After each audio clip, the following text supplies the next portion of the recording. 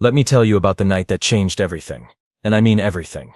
Like entire star systems started rewriting their military doctrines because of what happened in my bar. But I'm getting ahead of myself. The name's Krix and I run Zeph's Cantina. Well, technically I inherited it from my uncle Zeph after he got himself vaporized in a poker game gone wrong, but that's another story. Point is, I've been slinging drinks to the galaxy's finest collection of misfits, murderers and military washouts for the better part of 15 years. When you've got 4 arms and compound eyes, bartending comes naturally. You see everything, and you pour twice as fast as the competition. Zeph sits right on the edge of the neutral zone, which makes it the perfect pit stop for anyone looking to disappear, make deals or start fights. The clientele is what you'd politely call diverse and what I'd accurately call a walking interspecies incident waiting to happen. On any given night you might find Regelian smugglers arguing with Centauri merchants while a table of Andromedan mercenaries places bets on who'll throw the first punch. But this particular night, my regular troublemakers were holding court at their usual spots. Commander Throck, a 7-foot-tall walking tank from the Korath Empire, was busy showing off his latest battle scars to anyone within earshot. The guy collected wounds like some people collect vintage wines, and he was about as subtle as a supernova. His species had conquered half the outer rim through sheer brute force and an apparent genetic inability to back down from a fight. Professor Quillex was perched at his corner table, all tentacles and superiority complex. The Zalathi were known for their telepathic abilities and their insufferable habit of correcting everyone else's thoughts before they'd even finished thinking them. Quillex had been kicked out of 3 different universities for academic arrogance, which is impressive when you consider that Zalathi universities are basically designed for academic arrogance.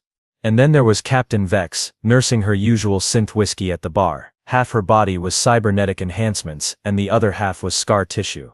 She'd been hunting bounties across the galaxy for 20 years, and her success rate was legendary. The woman could track a target through hyperspace and had once killed a mark using nothing but a fork and what she called creative leverage.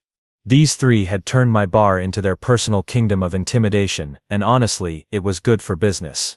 Nothing keeps the riffraff out like the fear of getting dismembered by professional killers. So when a lone human walked through my door, looking about as threatening as a damp towel, you could practically hear the collective snickering from across the room. The guy was maybe 5'10", brown hair, completely unremarkable, except for the fact that he was human. And humans, well, they were the galaxy's favorite punchline. Their planet had just lost a border skirmish to the Vegan Trade Federation, for crying out loud. The vegans are pacifists who fight their wars with strongly worded letters and economic sanctions. Getting beaten by them was like losing an arm wrestling match to a houseplant. This human, who I later learned was named Jake Murphy, walked up to my bar like he owned the place. Which, considering how most humans tended to skulk around like beaten dogs in mixed company, was either refreshing or suicidal. Probably both. Beer, he said simply, sliding onto a stool. Whatever's cold, I looked him over with all 6 of my eyes. He seemed calm, maybe even relaxed. Either this guy was completely oblivious to the fact that he'd just walked into a den of apex predators, or he was the most confident human I'd ever met. Spoiler alert, it wasn't confidence. It was something much more dangerous. But I didn't know that yet, so I poured him a Regelian ale and settled in to watch the show. Because in a bar full of killers, there's always a show. And humans, bless their fragile little hearts, always made for the most entertaining victims. Jake took a sip of his beer and made that face humans make when they're trying to pretend they're not dying inside. Regelian ale has a kick like a quantum torpedo, and most species need at least 3 stomachs to handle it properly. But he kept drinking, which I had to respect on some level. That's when Commander Throck decided to make his grand entrance into the evening's entertainment. Well, Throck rumbled, his voice like gravel in a cement mixer. What do we have here? A little pink mammal, all alone in the big scary galaxy. He flexed his primary arms, showing off biceps that could crush a shuttle engine. Tell me, human, did you get lost on your way to the petting zoo? Jake didn't even look up from his beer. Nope, just having a drink. The simplicity of the response seemed to confuse Throck for a moment. He was used to his victims either cowering in terror or puffing up with false bravado. Jake's complete lack of reaction was throwing off his whole intimidation routine. Just having a drink. Throck repeated mockingly. How precious. Did you know, little mammal, that my people conquered your pathetic Earth colonies before breakfast last Tuesday? We didn't even bother sending our good soldiers. This was news to me, but then again human military defeats were so common they barely made the galactic news feeds anymore. Jake's only response was to take another sip of his ale. Professor Quillex decided this was his cue to join the fun. His tentacles writhed with what I recognized as barely contained glee. Fascinating specimen, isn't it, Commander? The human brain is remarkably primitive. Watch this. He focused his telepathic abilities on Jake, probably expecting to find the usual human mental landscape of fear, confusion, and poorly organized thoughts. Oh, this one thinks he's clever, Quillex announced to the bar. He's actually trying to ignore us. How adorably naive. As if pretending we don't exist will somehow make his species less of a galactic embarrassment. A few other patrons had started to take notice now. Nothing draws a crowd like the smell of impending violence, and the scent was definitely in the air. A table of Dracorian traders moved closer, their scales rattling with anticipation. Even the usually antisocial Vorthan in the corner booth looked up from his datapad. Captain Vex swiveled on her stool to get a better view. Credit where credit's due, she said, her voice modulated by her cybernetic vocal cords. The little mammal has stamina. Most humans would have wet themselves by now. Give him time. Throck laughed. The night is young, and humans are known for their weak bladders along with everything else. Jake finished his first beer and gently pushed the empty glass toward me. Another, please. His politeness was almost surreal in the face of the mounting hostility. I poured him a fresh ale, my compound eyes taking in every detail of the scene. There was something about this human that didn't fit the usual pattern. Most humans in mixed company moved like they were constantly apologizing for existing. This Jake Murphy character sat like he belonged here. You know what I love about humans. Quillex continued, warming to his theme. They're so beautifully predictable. Weak, stupid, and completely unaware of their limitations.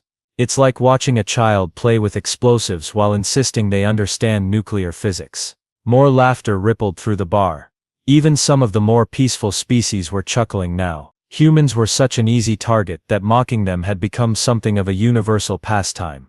I heard, said one of the Dracorian traders, that humans actually believe they're a warrior species.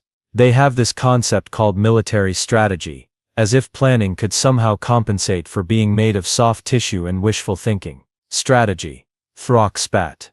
Humans fight like they're afraid of getting hurt. My people fight like we're afraid of not getting hurt enough. There's a difference. Jake was halfway through his second beer now, still showing no signs of stress. If anything, he seemed to be relaxing, which should have been our first clue that something was seriously wrong with this picture. But we were all too busy enjoying ourselves to notice. That's when Commander Throck made his fatal mistake. And I mean that literally, though none of us knew it at the time. You know what the best part about your recent defeat was? Throck said, leaning against the bar with all the casual arrogance of someone who'd never met real consequences. It wasn't just that you lost to the vegans, it was how you lost, running away like scared children the moment things got difficult. For the first time since he'd walked in, Jake's hand paused on his glass. It was subtle, barely noticeable, but I caught it. When you've got compound eyes, you notice the little details that matter. The reports said your soldiers were crying. Throck continued, clearly enjoying himself. Actually weeping as they retreated. Can you imagine? Warriors so pathetic they cry during combat. He laughed. A sound like grinding metal. My hatchlings show more spine when they're teething. Jake's grip on his beer glass tightened just a fraction. Still nothing dramatic, but there was something in his posture that had shifted, like a machine switching from standby to active mode. Of course, Professor Quillex chimed in, his tentacles practically vibrating with malicious glee. What can you expect from a species that considers negotiation a viable alternative to conquest? Humans actually try to talk their way out of fights. It's almost adorable in its futility. The bar was getting louder now, with more patrons joining the fun. Someone in the back started making crying sounds, mimicking human soldiers. Another patron, a Kelleran whose species communicated through bioluminescent patterns, was flashing what I recognized as their equivalent of laughter. Jake took another sip of his beer, calm as could be, but I was starting to get a weird feeling in my secondary stomach, the one that usually warned me when the atmospheric processors were about to malfunction, or when someone was about to try paying their tab with counterfeit credits. That's when Professor Quillex decided to get clever. You know what? He announced to the room, his telepathic abilities crackling with smug satisfaction. I'm going to take a little peek inside our friend's head here. See what a defeated human soldier really thinks about when he's cornered and humiliated. Now, Telepathic assault is technically illegal in most civilized systems, but Zeph's Cantina exists in that wonderful gray area where civilized doesn't really apply. Besides, Krix had done this party trick before, usually to great entertainment value. Most species have fairly straightforward mental landscapes. Fear, anger, embarrassment, the occasional violent fantasy that they're way too scared to act on. Krix closed his primary eyes and extended his consciousness toward Jake's mind like he was reaching for a piece of fruit. Easy pickings, right? Wrong. So very, catastrophically wrong. The moment Krix made mental contact, his entire body went rigid. All 6 of his tentacles snapped straight out like he'd been electrocuted, and his skin shifted through about 12 different colors in rapid succession. His mouth opened and closed soundlessly, like a fish trying to breathe air. Well? Throck demanded. What's the little mammal thinking about? His mother? His mate? How much he wishes he was home. Krix's response was barely a whisper, and it was the kind of whisper that makes your blood freeze in your veins. Oh no, no. The professor's telepathic connection snapped back like a broken cable, and he actually fell off his chair. His skin had gone a sickly gray-green color that in Zelathi physiology indicates the kind of terror usually reserved for existential crises or encounters with cosmic horrors. What's wrong with you? Captain Vex asked, her cybernetic eye whirring as it focused on the shaking telepath. You look like you just tried to read the mind of a void walker. Worse, Krix managed, struggling to get back into his chair.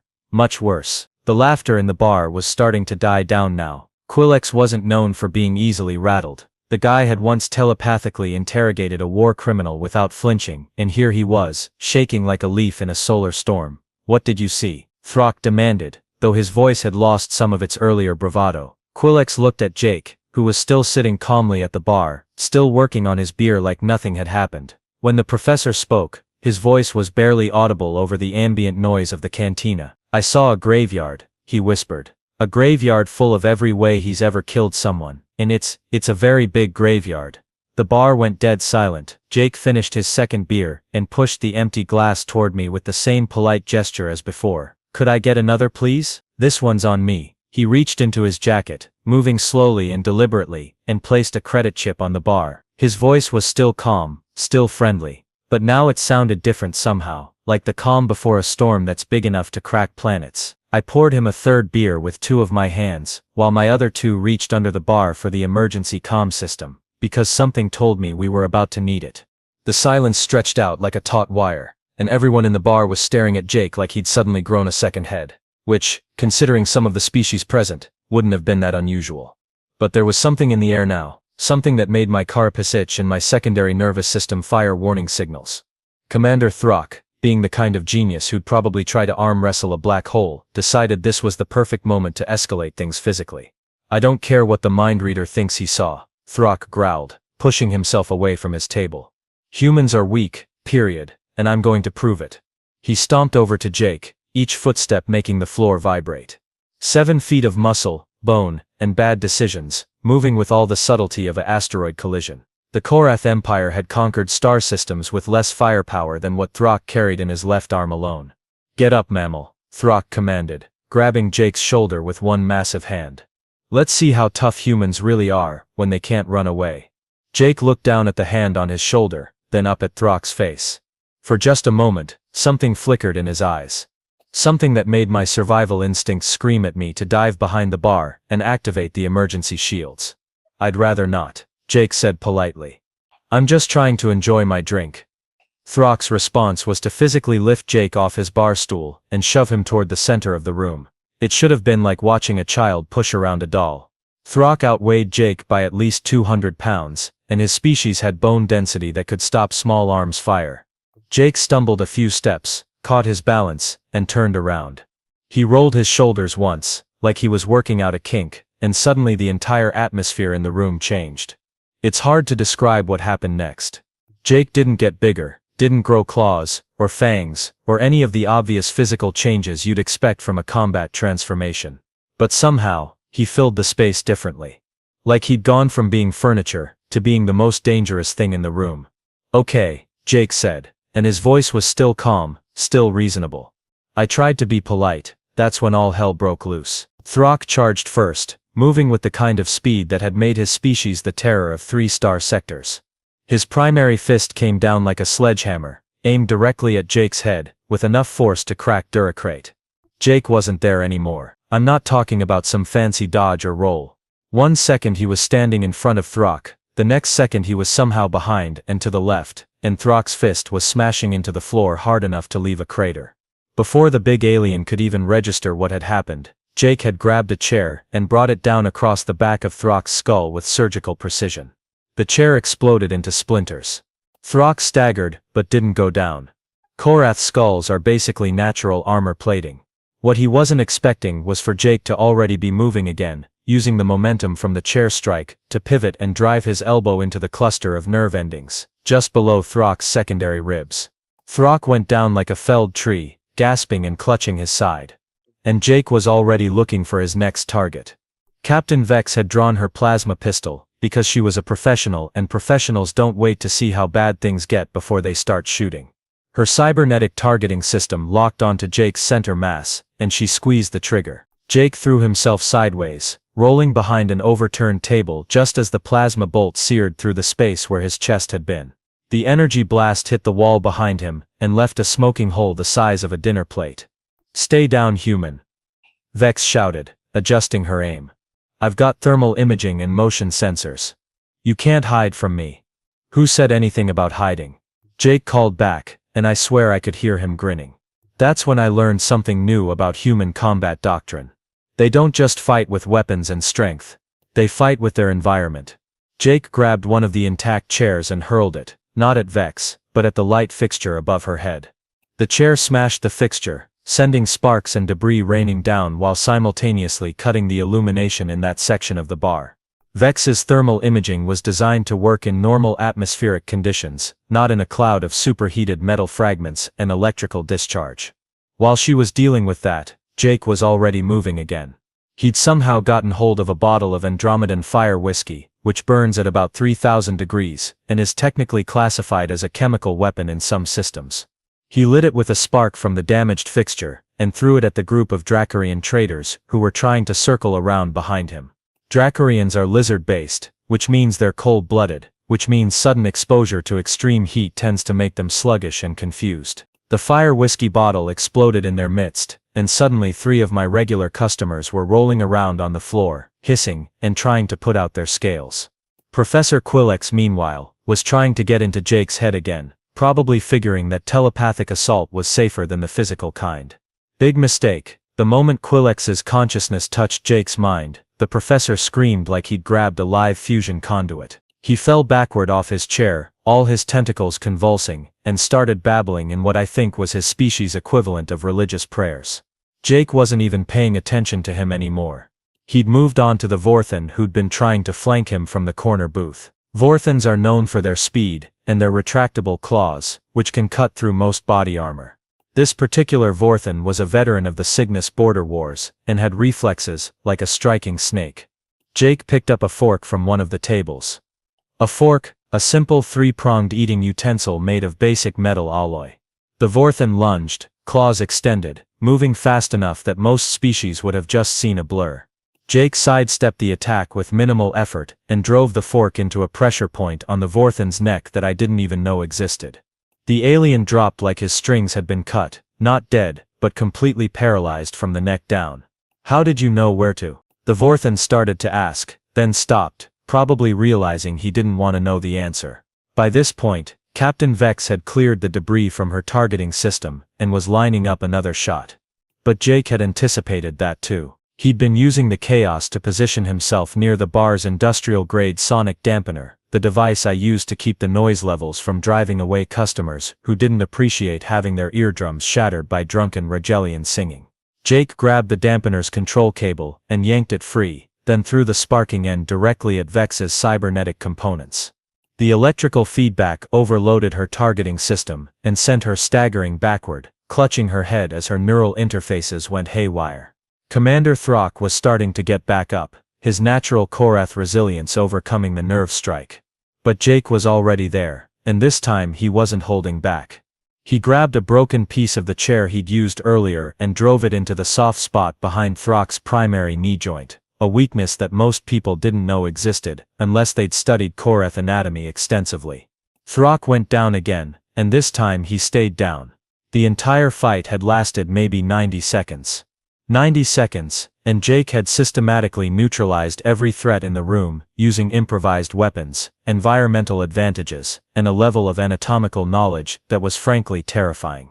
He'd fought like someone who'd studied every species in the galaxy, specifically to learn how to kill them most efficiently. Which, as it turned out, was exactly what he'd done. Jake walked back to the bar, stepping carefully around the unconscious and groaning bodies scattered across the floor. He picked up his beer, which had somehow survived the chaos intact, and took a long sip. "Sorry about the mess," he said to me. Like he was apologizing for spilling a drink, instead of single-handedly dismantling half my customer base. "I'll pay for the damages." I stared at him with all 6 of my eyes, trying to process what I'd just witnessed. My hands were shaking as I reached for a bottle of my strongest liquor. Not for him, but for me. Because what I'd just seen wasn't a bar fight. It was a surgical demonstration of violence, performed by someone who knew exactly how every species in the galaxy could be broken. "Who are you?" I managed to ask, my voice about 3 octaves higher than normal. Jake smiled, and for the first time since he'd walked in, it wasn't entirely friendly. "Jake Murphy, Terran Colonial Marines, retired." "Well, technically I'm on extended leave, but the paperwork gets complicated when you're operating in neutral space." Colonial Marines. That meant something, though I couldn't quite remember what. The human military structure was so confusing, with their armies and navies and marines, and special forces, and who knows what else. Most species just had warriors and not warriors. Humans had to make everything complicated. "You're military," I said, stating the obvious, because my brain was still trying to catch up with reality.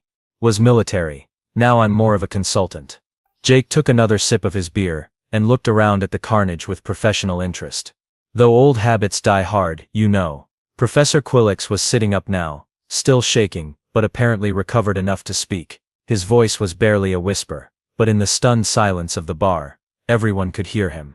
"Consultant for what?" he asked, though he sounded like he really didn't want to know the answer.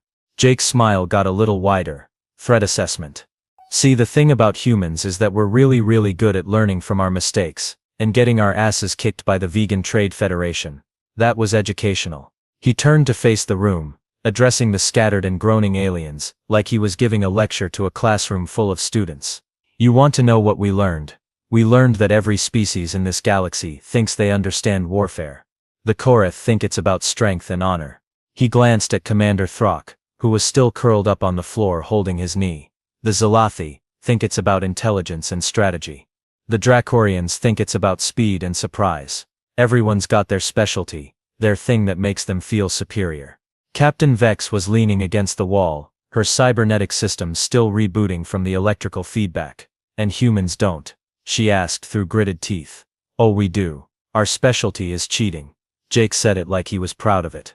"See, while everyone else was perfecting their one approach to combat, we were studying everyone else's approaches, learning their strengths, their weaknesses, their cultural blind spots. We've been cataloging every species we've encountered for the past 50 years. The implications of that statement hit the room like a cold wave. I felt my secondary stomach clench as I realized what he was suggesting. "The border skirmish," I said slowly. "The one where you lost to the vegans. Did we lose?" Jake asked, and his tone was suddenly much less casual. "Or did we gather field data on 17 different species' combat doctrines, weapons systems, and tactical preferences, while maintaining our cover as the galaxy's favorite underdog?" Professor Quillix made a sound that was somewhere between a whimper and a retch. "The crying soldiers. The retreat. Academy Award-worthy performances, every one of them." Jake raised his beer in a mock toast. "Turns out humans are pretty good actors when the stakes are high enough. And the stakes are always high when you're the weakest species in a galaxy full of predators." He walked over to where Throck was lying, and crouched down next to the massive alien. "You know what your people's weakness is, Commander. You're honorable. You fight fair. You announce your intentions, and give your enemies a chance to prepare. It's admirable. Really. But it's also predictable." Throck tried to say something, but it came out as more of a groan. Jake stood up and moved to Captain Vex. "And you cybernetic types, you rely too much on your technology. All that fancy hardware makes you faster, stronger, more accurate. But it also creates vulnerabilities that organic beings don't have. electromagnetic pulses, frequency disruption, feedback loops. A sufficiently motivated human, with a basic understanding of electronics, can turn your advantages into liabilities. Vex's cybernetic eye was flickering as her systems tried to stabilize. How do you know so much about our weaknesses? Because we've been preparing for this conversation for decades. Jake's expression was serious now, all traces of his earlier friendliness gone. Every human who's ever served in the military, worked in diplomatic corps, or even just traveled as a merchant, has been gathering intelligence. We've been building the most comprehensive threat assessment database in galactic history. He walked back to the bar and sat down on his stool like nothing had happened. See, the thing about being underestimated is that people tell you things they shouldn't. They let their guard down around you. They assume you're too stupid or weak to be a real threat. And while they're busy feeling superior, you're learning everything you need to know to destroy them. The silence in the bar was deafening. Even the aliens who hadn't been directly involved in the fight were staring at Jake with a mixture of horror and fascination. So the question isn't whether humans are a threat, Jake continued, finishing his beer. The question is whether we're a threat you want to deal with diplomatically, or whether you'd prefer to find out just how thorough our threat assessments really are. One of the Dracorian traders, his scales still smoking from the fire whiskey, managed to find his voice. You're talking about war. I'm talking about survival. Jake's voice was calm, but there was something underneath it that made my carapace crawl. Humans have been prey animals for our entire evolutionary history. We got good at avoiding predators, at hiding, at running away, but we also got good at something else. What? Professor Quillix whispered. Jake smiled, and this time it was genuinely terrifying. We got good at waiting for the right moment to fight back. And we got very, very good at making sure that when we do fight back, it's the last fight our enemies ever have. He placed another credit chip on the bar, enough to cover the damages, and then some. Thanks for the drinks, Krix, and the education. I think everyone here learned something valuable tonight. As he walked toward the door, every eye in the place followed him. Just before he reached the exit, he turned back to address the room one final time. Oh, and just so everyone's clear about the current situation. That border skirmish with the vegans. We didn't just gather intelligence on the 17 species that participated. We also identified and cataloged the locations of their home worlds, military installations, supply lines, and command structures. All of it. Every single piece of strategic information we'd need if this whole peace and diplomacy thing doesn't work out. He paused at the door, his hand on the frame. Sweet dreams, everyone. Try not to let the existential dread keep you up too late. And then he was gone, leaving behind a bar full of aliens, who suddenly realized they'd been playing checkers while humanity was playing chess. And they'd just found out that the game was a lot closer to checkmate than they'd thought. That was 6 months ago. And let me tell you, the galaxy hasn't been the same since. Word spread faster than a quantum cascade failure. Within hours, every intelligence agency, military command, and diplomatic corps from here to the Andromeda border had heard about the bar fight incident. That's what they're calling it now, with capital letters and everything, like it's some kind of historical event, which I suppose it is. The immediate aftermath was almost as entertaining as the fight itself. Commander Throck spent 3 days in a medical facility getting his knee reconstructed, and when he was released, the first thing he did was request a transfer to a desk job. Apparently, the idea of potentially facing humans in actual combat had cured him of his warrior spirit. The Korath Empire quietly withdrew their claims on 2 disputed systems that happened to border human space. Captain Vex disappeared entirely. Rumor has it she's somewhere in the Outer Rim, trying to develop countermeasures for electromagnetic warfare. Good luck with that. From what I understand, humans have been perfecting electronic warfare techniques since before they had faster-than-light travel. It's going to take more than a few modifications to overcome that kind of head start. Professor Quillix went completely insane for about a month. The Zalathi medical authorities said it was a form of telepathic trauma, caused by exposure to what they called an unusually organized and militaristic consciousness. When he finally recovered, he published a paper titled Reconsidering Human Cognitive Architecture in Light of Recent Evidence. It's become required reading at intelligence academies across 3 sectors. The basic thesis is that humans don't think like other species, and anyone who assumes they do is making a potentially fatal mistake. But the real changes started happening at the government level. The Vegan Trade Federation, bless their pacifist hearts, were the first to figure out the implications. Within a week of the incident, they'd opened direct diplomatic channels with Earth and started negotiating what they politely called enhanced cooperation agreements. Translation: they were desperately trying to make sure humans didn't hold grudges about that whole border skirmish thing. The Dracorian Confederacy followed suit, then the Andromedan Republic, then pretty much everyone else who'd been treating humans like a minor annoyance. Suddenly, human diplomats were getting invited to high-level strategic planning sessions. Human merchants were getting preferential trade agreements. Human colonies were receiving offers of mutual defense pacts. It's amazing how friendly everyone becomes when they realize you've been quietly preparing to end their civilization. The funniest part is watching the military analysts try to retrofit their strategic assessments. For decades, human military capabilities had been rated somewhere between negligible and mildly irritating.